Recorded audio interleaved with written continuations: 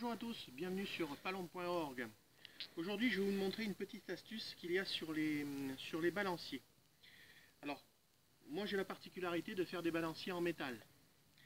Et je les fais un petit peu déportés. C'est-à-dire qu'en fait, si vous voulez, la partie qui est ici, qui devrait être au centre, n'est pas au centre. Elle est légèrement déportée. Pourquoi? Parce que quand le pigeon, qui fait en moyenne 400-430 grammes, vient ici, il faut que l'équilibrage soit parfait. Donc il faut que le décalage par rapport au centre soit environ de 6 cm.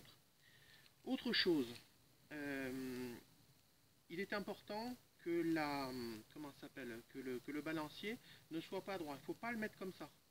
Il faut le mettre de cette façon-là. Pourquoi? Parce que avec un retour ici, parce que quand le pigeon part de cette façon-là, il est carrément de l'autre côté. Donc ça lui permet de bien battre des ailes et c'est le ressort qui le fait revenir. Particularité que nous avons ici, c'est qu'au niveau du ressort, le ressort ne se tend que grosso modo aux 3/4 de la distance. Pourquoi?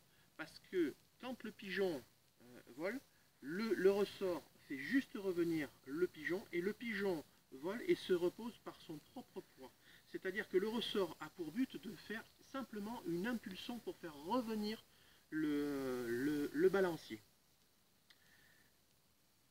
Sur les cadres, une particularité qu'il faut bien se souvenir, je mets systématiquement deux ferrailles, voire 3 ferrailles pour maintenir le cadre et qu'il ne se tord pas.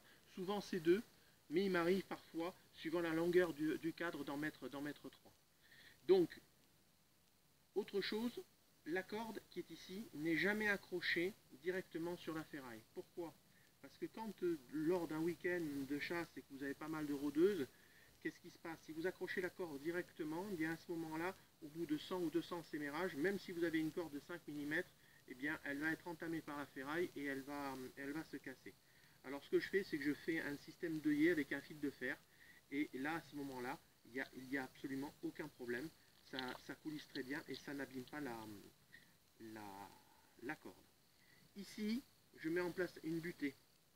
Je ne mets pas de corde sur le côté qui viennent contrebalancer le poids du pigeon et qui font buter.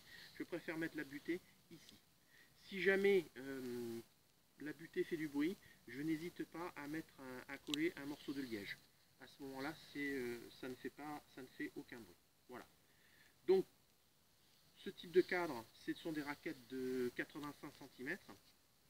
Et ces raquettes sont utilisées soit pour les attaques, soit pour les retours, ou ici pour poser. L'avantage qu'il y a, c'est que quand on pose, on tire juste sur le semette, et à ce moment-là, la raquette ne fait que ça, et le pigeon fait juste une petite envolée, et pas un tour complet comme on peut avoir sur une attaque de vol. Voilà. Alors cette petite astuce permet d'avoir des cadres qui tiennent dans le temps, et que l'on peut rafistoler au fil des années, puisque là on peut avoir des cadres qui ont 20, 30 ans, voilà.